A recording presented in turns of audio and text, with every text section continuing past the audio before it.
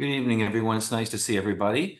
If you could please join me in a silent meditation. So if you could please sit firmly in your chair with your back straight, your shoulders relaxed, and your feet flat on the floor.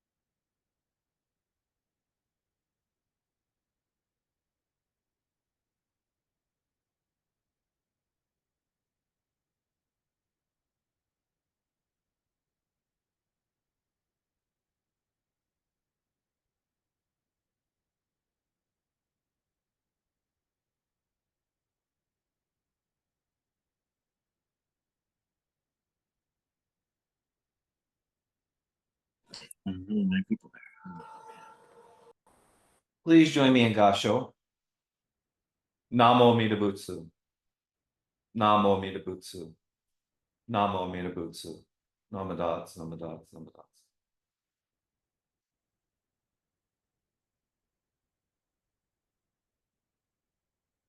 Good evening, everybody. Again, if you could please join me, we'll chant the Juni Rai, which is in the file that was sent to you, or if you're using the Red Hawaiian Service Book, it is on page 55.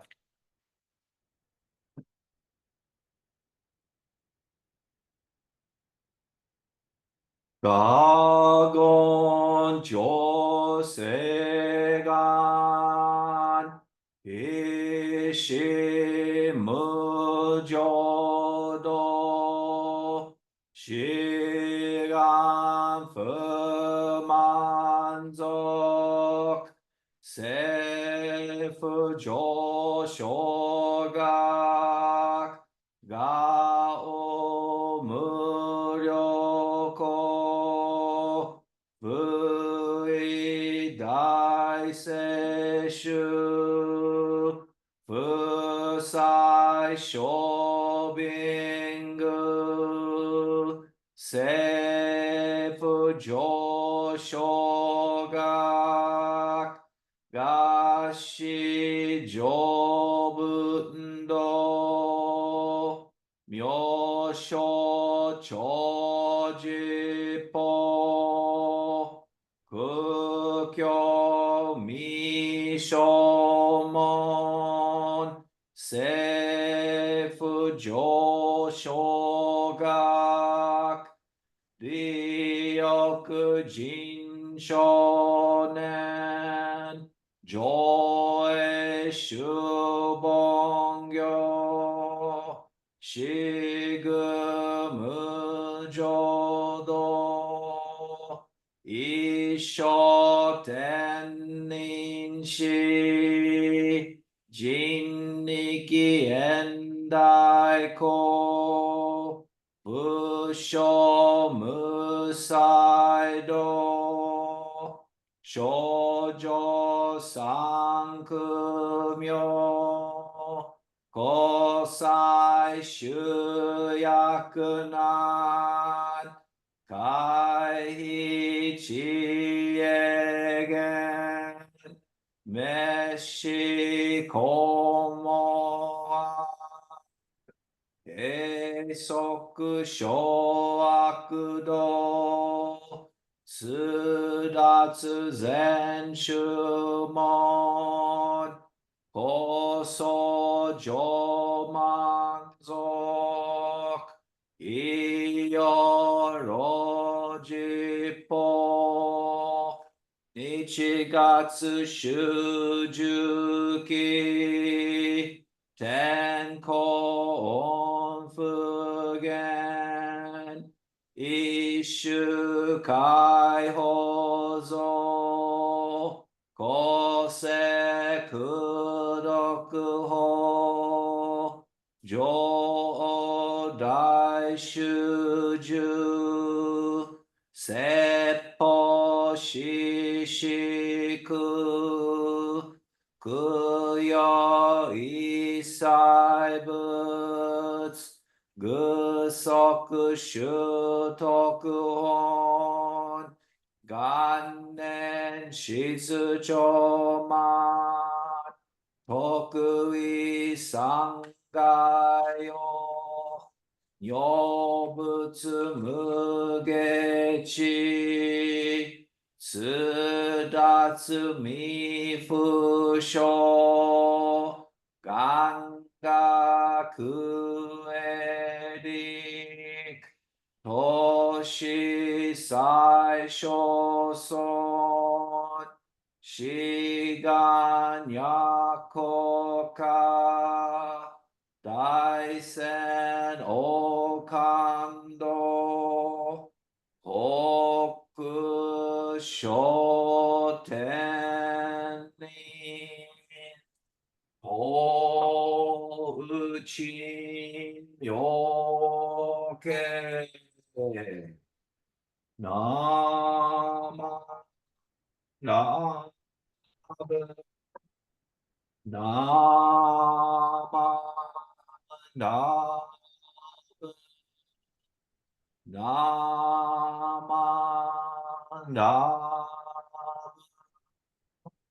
なま、なぶ、なま、なぶ、なま、なぶ、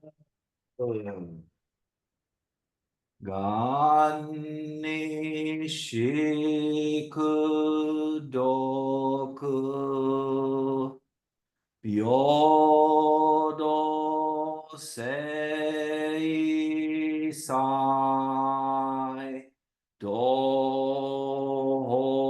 発菩提心、往生、あらお。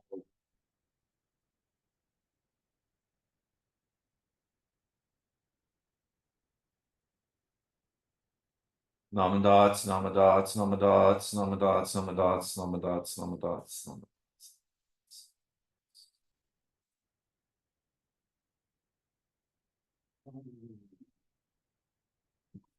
Good evening, everybody. It's nice to see that we had some more people join us during the chanting. I'm on a little bit of a Buddhist high because this last weekend we had the EBL, the Eastern Buddhist League Conference, held at the Ekoji Temple, and I got to see many of you in person, and a lot of you participated also virtually. And it was a really shot in the arm, not only for the Eastern District, which includes the Chicago Temple, the New Jersey Temple, the New York Temple, and Ekoji, but it was also a shot in the arm for Ekoji to show off all of its glory. Everybody was very impressed with the Hondo. Everybody was impressed with the new audio-visual system that Ekoji installed, and we put it to fine use for using with the lectures, especially in the afternoon with Reverend Akahoshi. So it was a great experience.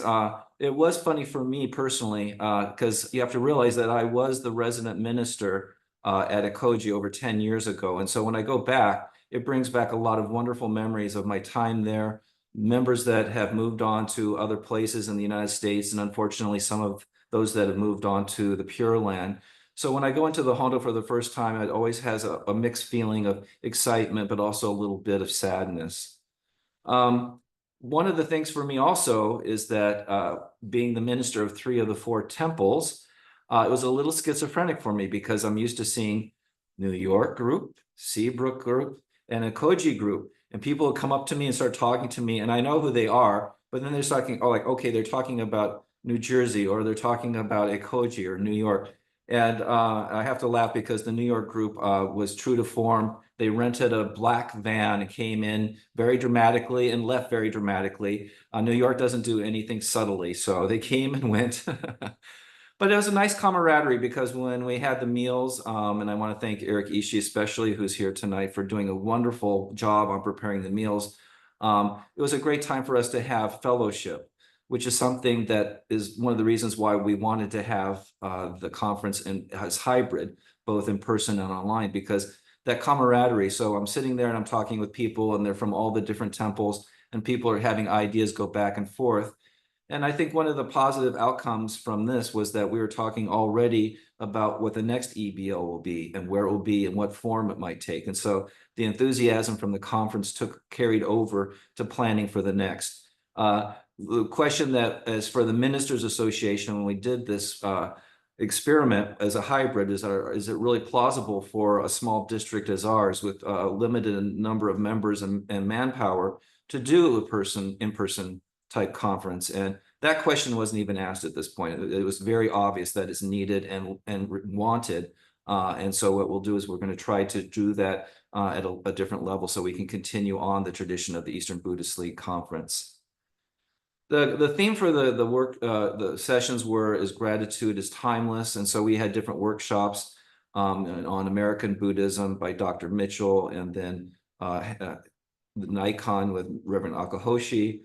We had different discussion groups in the evenings. We had workshops where the children made obutsudans, which actually there's some great pictures online. It's not just the kids that made the obutsudan. And so there's a lot of great camaraderie. But one of the things for me as a minister, one of the things that I was grateful to see is Reverend Ron Miyamura, who was the former Kyokucho, or the head of the Ministers Association, who retired and handed the mantle over to me. So now I'm the Kyokucho. And as a sign of gratitude, I hope the camera can pick it up. So what I'm wearing is, when the Buddhist ministers wear their robes, everybody thinks that the robe is the robe. Well, actually, the wagesa, which we wear around our necks, is what actually represents the tradition of the robes that Shakyamuni wore. So if you can see it, they're actually pleated. So as you can see, it's multi-layered on the inside. And so this is the Buddhist robe. And actually, I've been told that this is our everyday wear. This is the jeans equivalent of the Buddhist robes in Japan. And indeed, for any of you that have been in Kyoto, you'll see Buddhist ministers going around on mopeds wearing these robes. They don't look very dignified. But the reason I'm showing this is that Ram Miyamura gave myself and Reverend Todd this. And this is from the Dharma School. Okay, I don't know if Chris can see this and if he saw it at the conference, but they designed the wagesas, and this one shows all the different kinds of food that people are grateful for. And so this is the official one from the Dharma School. So I was very grateful that I got it. For those, one of the funny things again about being a minister is that we don't realize that we smell like incense. It's not till I come home after a Sunday and I hang up my robes and I'm like, oh my gosh, And so when I got this wagesa, they had stuck senko or incense in it. And I'm like, if I pass out tonight, you're going to know it's from this because it's really, really strong. But again, getting back to the conference, besides the workshops and the camaraderie, it was a time for individual people to come up and talk to me. As I've mentioned before, that for both Ekoji and for Seabrook, I do virtual office hours, which is an experiment for us with the pilot program for the virtual ministry, where there's office hours, or I make arrangements for people that we can either meet by phone call or by Zoom. And these calls sometimes have to do with something as simple as Buddhism 101, who is the Buddha. And other times it become more personal, where people are going through difficulties and they want to reach out to me and talk about maybe what their situation is and how they could look at it, maybe perhaps more through a Buddhist perspective. And these conversations can be very meaningful. And so when I was at Ekoji this last weekend, I had a lot of people approach me to talk about some issues. And one of the things that came up, I know that the deadline is coming down, but we are having our national elections here in just a couple weeks. And a lot of people are incredibly anxious about the times that we're in. No matter what the political spectrum is, no matter what side of the politics the person was speaking from, the idea that our country is divided, not only politically, but it seems culturally, a lot of animosity going on, a lot of name calling, a lot of hatred. And people were talking, how do I talk to my kids about what's going on with the country now? How do I talk about with myself? And the reason I'm bringing up the topic tonight is that this idea of that, like that people are feeling like we've come to a point where it's a tipping point, whether it's one way or the other, and that things are never going to be the same again. People also express the apprehension or the anxiety that things aren't the same as they were even now, whether it was on either side of the political spectrum. And so I thought about, how they said, how do we deal with this? And one of the things that I've mentioned before is that there is a concept that Shinran Shonin talked about with Buddhism. A lot of times we don't talk about the element of time in the concept of Buddhism, but there is definitely a timeline that has been established over the centuries. And so there's times where they talk about the strength of the Dharma. The initial period, the first 500 years after Shakyamuni appeared in this world as a person, that was when the Dharma was at its purest, and that we are able to hear the teachings of Shakyamuni Buddha. The people that lived at that time would hear it kind of undaunted or undiluted. And as time progresses, the idea is that the Dharma gets more and more watered down, and to the point of that, at the point of Shinran Shonin's lifetime, which is in the 12th century, is that there was a very common conception in Buddhism, in Japanese Buddhism, that is called Mappo. And Mappo translates as the latter age. And I'm bringing this up because I think that to address that within Buddhism itself, there are ideas about that the Dharma does change over time. And especially at the time of Shinran, questioning if this is the true form of Buddhism, or is it a more obscure, diluted form of Buddhism. So the Buddha, like I said, Shinran Shonin talked about the idea of Mappo, and he calculated. Shinran was a very educated, scholarly monk, and so he actually calculated. He figured that during his lifetime was the beginning of Mappo, which is the latter age.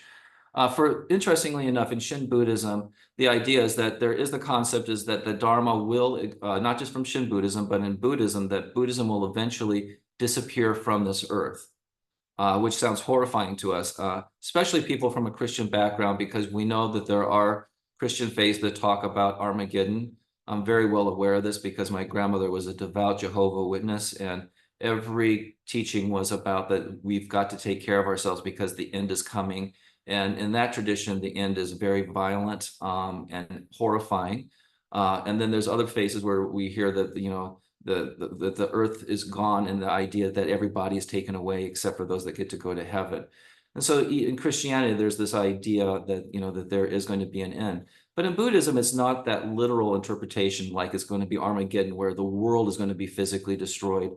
Also, I think that the idea of that others that are non-faithful, other people that don't follow the Buddhist path or follow the incorrect Buddhist path, are going to be punished or not incorporated into any kind of future activity with what we call the Dharma, is not present in the concept of Mappo.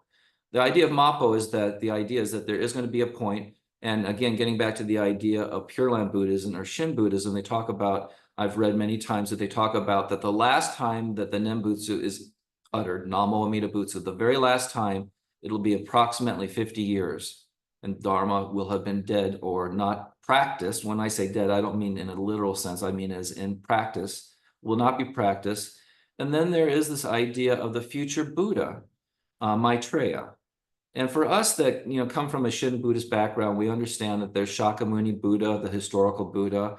We understand that there's the Amida Buddha, which is a cosmic or a symbolic Buddha. But we don't often talk about the other Buddhas in the other realms.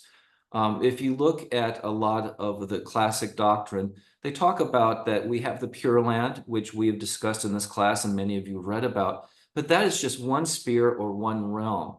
in Buddhist cosmology in India, especially that was developed later in Indian history, is that there's all kinds of spheres. It's not just the Pure Land. The idea is that there are other Buddhas and that people can travel between these different dimensions. So you come to talk to Amida about his teachings, and you might go to a different Buddha regarding a different teaching. And I've heard connections to Indrika's net that it's like a multifaceted dimensional field of different Buddha fields. And Inagaki Sensei, who wrote books at the turn of this millennium about Buddhism, and for those that have read his books, got criticized by Honganji because of being a literal interpretation of the Pure Land and saying that, well, we don't want to lead people to think of the Pure Land as a place.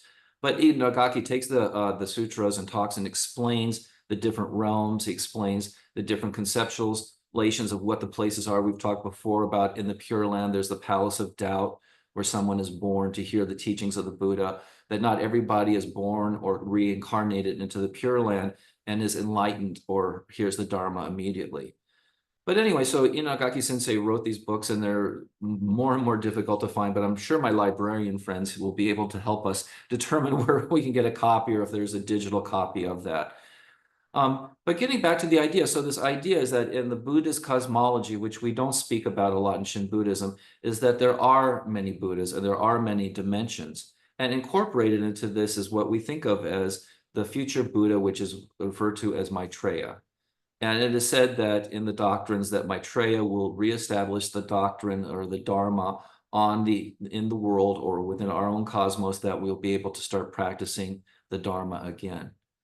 And I think that it's an interesting idea, that the idea, again, for those of you that are probably much more into scientific fact than I am, there's a concept of time being linear. And a lot of people believe, a lot of Buddhist scholars, that in Buddhism, it's not intentionally not a linear time element. So when we talk about reincarnation, that, someone dies and someone is born and someone dies, that, that time progresses, is that the idea that it might not be linear. And we can talk about that in the group of what people's opinions are. And so this concept about that the Dharma eventually will die out and then it will come back is a very interesting idea that I would like us to discuss, and if that seems logical to us. So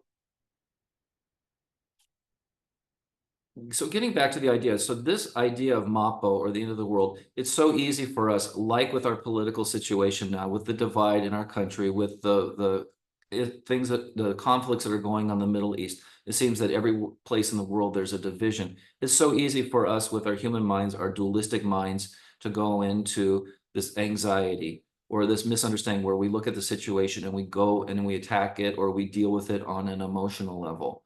And I would think that the Buddhist teachings would want us to look at it more analytically, saying, is this situation, whether it's the election, whether it's the conflict in Palestine and Israel, is this going to be a final circumstance that's not going to be able to come out of? And I would think, in my opinion, that's not the case, because I think the Buddha talked about there's always cures for our anxiety, for our suffering, for our dukkha. And so the idea is that, looking at the situation and trying not to polarize it is something that's very difficult for all of us to do, especially when situations, for example, like our political parties right now seem to be so opposed and seem to be attacking each other about basic beliefs on either side. How do you rectify that? One of the things about serving different sanghas and one of the great things about being a minister is not only ministering or trying to share the Dharma, but it's to hear other people's view of the Dharma. And many a time here in the virtual sense, whether it's the Dharma Breeze or when I participated with the Sunday services at Ekoji, the first year I was in the virtual ministry, to hear people's different opinions really kind of infuses or gives me different thoughts as well. And I started a beginning Buddhist class here in New York City at the New York Buddhist Church.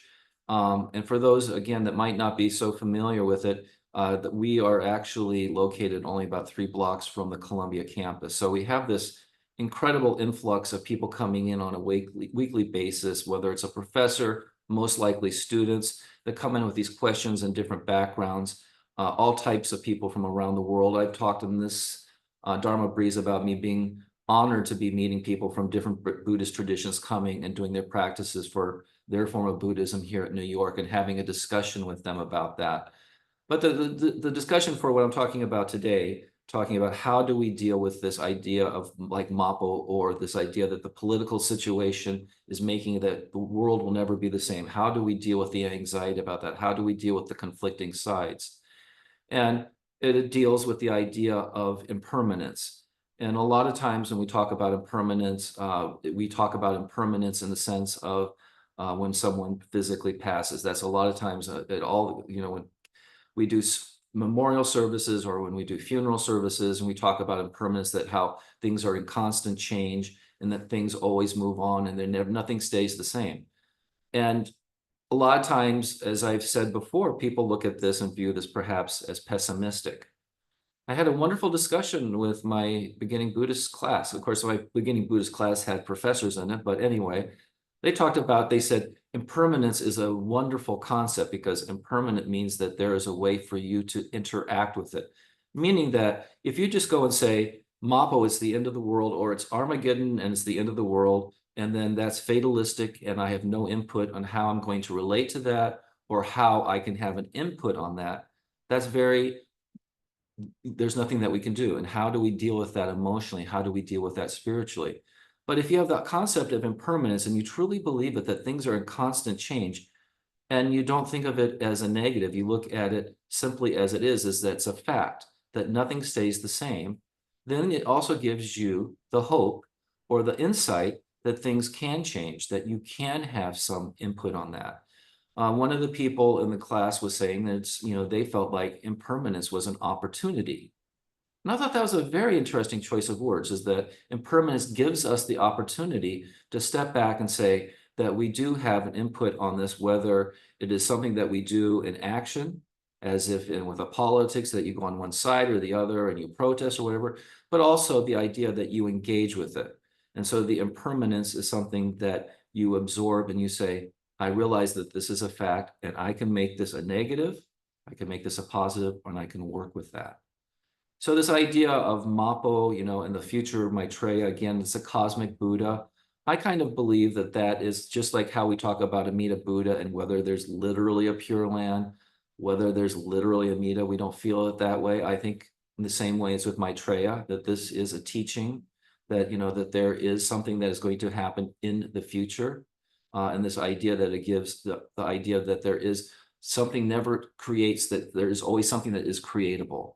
So this idea of impermanence gives us the opportunity to focus, refocus, and hold on to and work with those odds. So today, again, I don't mean to go in this way, but I know that so many people that did approach to me individually at the EBL did have concerns about the election cycle coming to a conclusion very soon, how that's going to impact their lives, and how as Buddhists do they interact. And I gave them this idea of impermanence as something, if we acknowledge it and if we're not scared of it and something that we engage, that is something that is very positive. So I hope that this talk tonight will give you some guidance in that case. Can you please join me in Gasho? Namo Amida Butsu. Namo Amida Butsu. Namo Amida Butsu.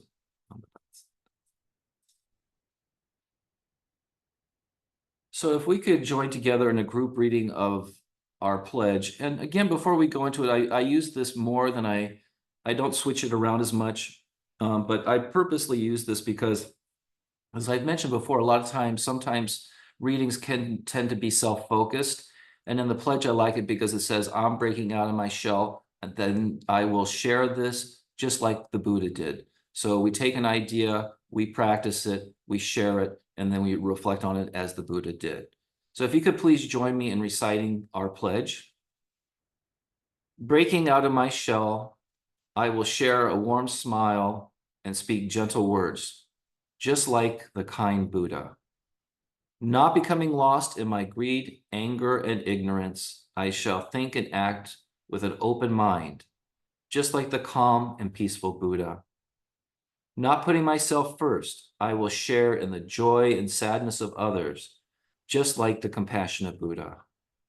Realizing the gift of life I have, receiving the gift of life I have received, I shall strive to live each day to its fullest, like the Buddha who tirelessly works to liberate all.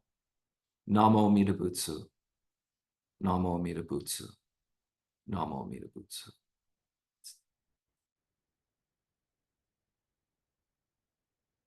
Okay.